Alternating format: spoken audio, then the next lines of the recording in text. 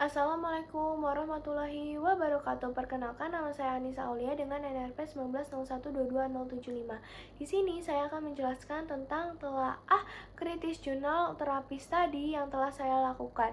Untuk judul jurnalnya berjudul Efficacy of Adding Sodium Alginate on Omeprazole in Patient Non-Erosive Reflux Disease.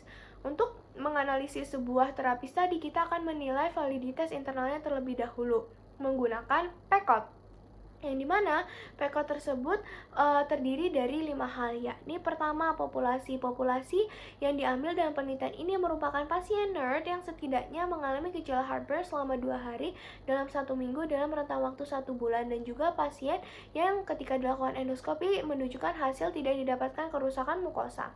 Lalu yang kedua adalah exposure. Penelitian ini memberikan treatment kombinasi antara omeprazole dengan dosis 20 mg diberikan 1 kali sehari dengan sodium alginate yang diberikan sebanyak 30 ml dan diberikan sebanyak 4 kali sehari. Lalu yang ketiga adalah comparison. Kelompok lain akan diberikan omeprazole dengan dosis 20 mg diberikan 1 kali sehari tanpa kombinasi. Lalu yang keempat adalah outcome dalam penelitian ini akan menilai 4 gejala, yakni adalah heartburn, epigastric pain, regurgitation, dan juga dysphagia. Lalu yang kelima adalah time. Penelitian ini dilakukan selama 4 minggu. Untuk buktinya bisa dilihat pada page pertama di bagian summary. Di sana kita dapat menganalisis PECOT. Untuk yang pink merupakan populasi, orange adalah exposure, biru comparison, hijau outcome, ungu time. Sedangkan outcome-nya sendiri bisa didapatkan pada page ke-7 di bagian discussion. Setelah kita menganalisis PECOT, kita akan menilai apakah jurnal tersebut valid atau tidak menggunakan Rainbow. Yang pertama adalah randomization dengan pertanyaan were the assignment of patient to treatment randomized. Dalam penelitian ini disebutkan bahwa dilakukan randomisasi menggunakan komputer dengan tabel angka acak, yang dimana akan disimpan menggunakan kode. Randomisasi akan membagi para partisipan menjadi 2 kelompok, yakni kelompok A yang akan diberikan omeprazole dan juga sodium alginate, sedangkan kelompok B hanya akan diberikan omeprazole saja. Untuk buktinya didapatkan pada halaman kedua di bagian subject and method serta randomization and treatment. Di sana disebutkan bahwa dilakukan randomisasi menggunakan komputer untuk membagi partisipan menjadi 2 kelompok sehingga dapat diberikan intervensi tertentu atau intervensi yang sesuai. Sehingga untuk kesimpulannya, was the assignment of patient to treatment randomized in this paper? Yes. Setelah itu kita akan melihat rekrutmennya terlebih dahulu. Dapat menggunakan pertanyaan berupa were the group similar at the start of the trial. Dalam penelitian ini disebutkan dalam tabel pertama adanya kesamaan desmografi, karakteristik maupun klinis, sehingga tidak didapatkan perbedaan yang penting, serta nilai p-value dalam tabel 1 dan juga tabel 2 nilai p-value-nya itu lebih dari 0,05 yang menunjukkan bahwa tidak didapatkan perbedaan yang signifikan.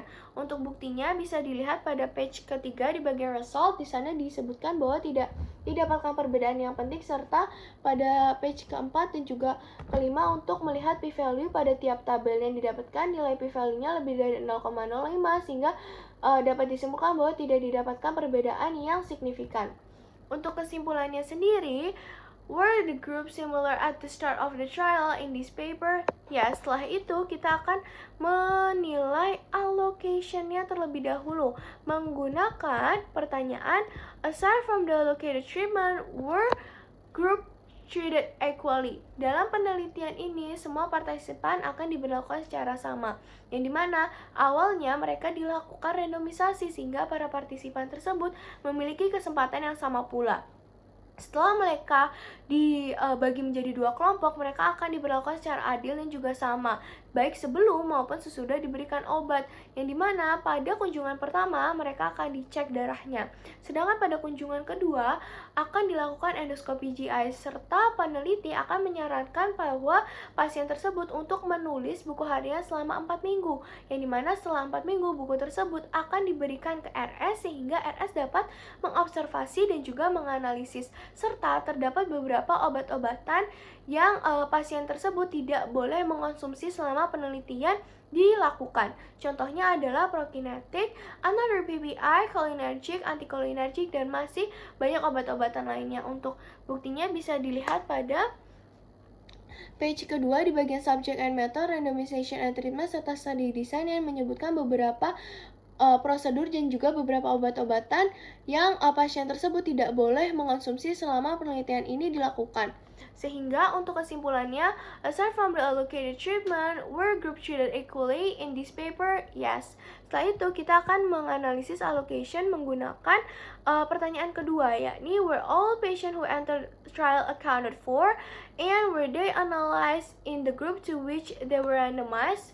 Dalam penelitian ini tidak melibatkan semua partisipan awal, yang dimana partisipan awalnya itu sebesar 87 pasien, tetapi terjadi excluded sebesar 11 pasien, yang dimana 10 diantaranya karena mengalami hyperingan, sedangkan satu lainnya ini karena mengonsumsi obat-obatan yang sebelumnya dilarang, sehingga menyisakan 76 pasien yang akan dibagi menjadi dua kelompok, yakni kelompok A dengan pasien 36 pasien, tetapi terjadi excluded sebesar 6 pasien, yang dimana 5 diantaranya tidak mematuhi peraturan dengan baik, sedangkan satu lainnya karena mendapatkan efek samping diare. Lalu untuk kelompok B itu sebesar 40 pasien, yang dimana terjadi excluded sebesar 5 pasien, yang dimana 3 diantaranya karena tidak mematuhi peraturan dengan baik, dan juga 2 lainnya karena mengalami efek samping berupa angina pectoris. Lalu untuk buktinya sendiri bisa dilihat pada page ke-3 di bagian result, patient karakteristik, dan juga pada halaman ke-4 pada diagram populasi. Di sana disebutkan bahwa bagaimana populasi awal dan juga sampai sampel akhir yang diambil dalam penelitian ini. Sehingga untuk kesimpulannya, were all patients who entered the trial accounted for, and were they analyzed in the group to which they were randomized in this paper? No. Lalu setelah itu kita akan menganalisis maintenance dengan pertanyaan, were measure objective, or were the patient and clinician kept blind to which treatment was being received? Dalam penelitian ini tidak menggunakan metode blinding, melainkan menggunakan metode open label, yang dimana open label menunjukkan bahwa baik peneliti maupun pasien mengetahui treatment apa yang diberikan pada tiap kelompok. Dapat dilihat dalam page kedua di bagian subject and method. Di sana disebutkan bahwa penelitian ini menggunakan metode open label, sehingga kesimpulannya were measure objective, or were the patient and clinician kept blind to which treatment was being received in this paper? No. Lalu setelah kita menilai validitas, kita akan menilai importance-nya terlebih dahulu. Importance akan membantu kita untuk menilai hasil apakah yang kita dapat dalam penelitian ini. Kita dapat menganalisis menggunakan pertanyaan berupa how large was the treatment effect.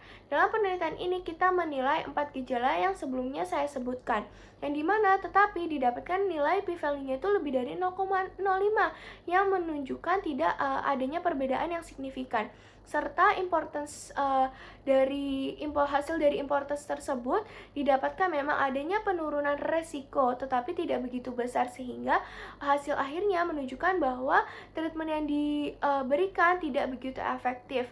Dari penelitian ini juga tidak didapatkan nilai hazard ratio maupun confidence interval yang menunjukkan bahwa kita tidak bisa mengetahui apakah jurnal tersebut presisi atau tidak. Untuk buktinya sendiri bisa dilihat pada halaman ke-4 dan juga ke-5 untuk menilai p-value pada tiap tabel yang didapatkan bahwa nilai p-value-nya lebih dari 0,05. Setelah kita menganalisis important tersebut, kita akan membuat tabel 2x2 dari 2 gejala. Yang pertama adalah heartburn. Ini merupakan tabel 2x2 heartburn, yang dimana pada kelompok kombinasi dan juga hasilnya positif sebesar 19, sedangkan yang hasilnya negatif sebesar 11, sedangkan yang diberikan omeprazol hasilnya positif 20 dan juga negatif sebesar 15, sehingga hasil akhirnya sebesar atau total semuanya sebesar 65. Dari tabel tersebut kita dapat menilai RR atau risk relatif menggunakan menggunakan rumus A per A plus B dibagi C per C plus D, sehingga didapatkan 0,63 dibagi 0,57 mendapatkan hasil 1,10.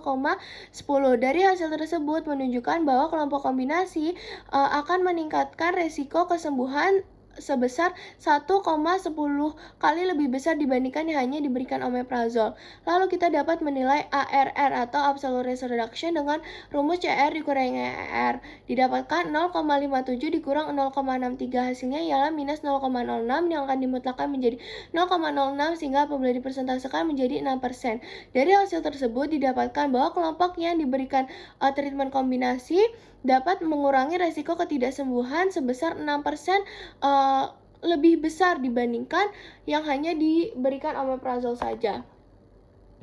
Lalu setelah itu kita dapat menilai RRR atau Relative Risk Reduction, yang dimana untuk rumusnya sendiri ialah CER dikurangi EER dibagi CER. Hasilnya yakni 0,06 akan dibagi 0,57, hasilnya ialah 0,105 sehingga apabila dipersentasekan menjadi 10,5%. Sehingga dari hasil tersebut didapatkan bahwa kelompok yang diberikan kombinasi akan menurunkan kegagalan terapi sebesar 10,5% lebih besar dibandingkan yang hanya diberikan omeprazol.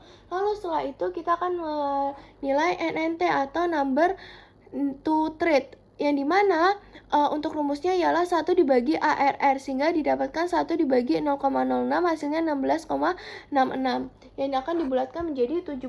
Dari hasil tersebut diperlukan 17 pasien yang diberikan terapi kombinasi sehingga dapat menyebabkan satu kesembuhan atau terjadi penurunan gejala heartburn. Lalu yang kedua atau gejala kedua didapatkan gejala regurgitasi, yakni ini merupakan tabel 2x2-nya.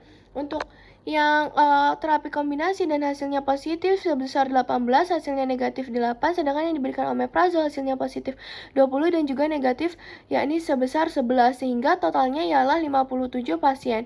Sehingga dari tabel tersebut kita dapat menilai RR-nya terlebih dahulu. Untuk nilai RR, rumusnya sama seperti sebelumnya sehingga didapatkan 0,692 dibagi 0,645 mendapatkan hasil akhir 1,07.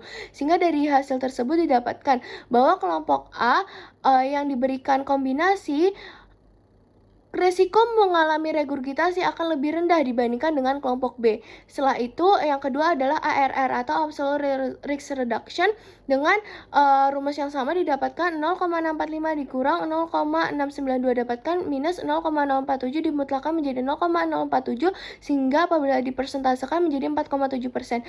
Dari data di atas menunjukkan bahwa kelompok kombinasi akan dikurangi atau dapat mengurangi resiko atau tingkat kejadian gejala regurgitasi sebesar 4,7% lebih besar dibandingkan kelompok yang hanya diberikan omeprazol. Lalu setelah itu kita dapat menilai RRR atau Relative Risk Reduction dengan rumus yang sama didapatkan 0,047 dibagi 0,645 sehingga dapatkan 0,072 yang apabila dipersentasekan menjadi 7,2%. Sehingga dari hasil di atas didapatkan bahwa kelompok kombinasi dapat menurunkan kegagalan terapi sebesar 7,2% lebih besar dibandingkan pasien hanya diberikan omeprazol. Lalu yang terakhir adalah number to treat, yang dimana rumusnya sama 1 bagi ARR sehingga didapatkan 1 dibagi 0,047 didapatkan hasilnya 21,27 sehingga hasil akhirnya ialah 22. Sehingga dari data di atas didapatkan bahwa diperlukan 22 pasien yang diberikan terapi kombinasi sehingga dapat menyebabkan satu kesembuhannya, ini penurunan gejala regurgitasi. Setelah kita menganalisis menggunakan tabel 2x2 di atas, kita akan menilai apakah jurnal tersebut presisi atau tidak menggunakan pertanyaan, how precise was the estimate of the treatment effect? Dalam penelitian ini tidak didapatkan informasi confidence interval sehingga kita tidak bisa menilai apakah jurnal tersebut presisi atau tidak.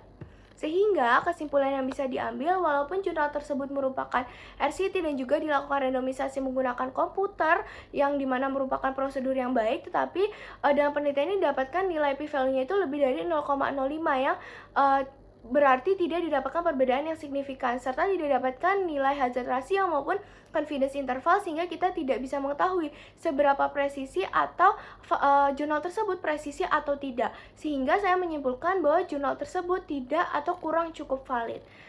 Sekian presentasi dari saya, kurang lebihnya mohon maaf. Wassalamualaikum warahmatullahi wabarakatuh.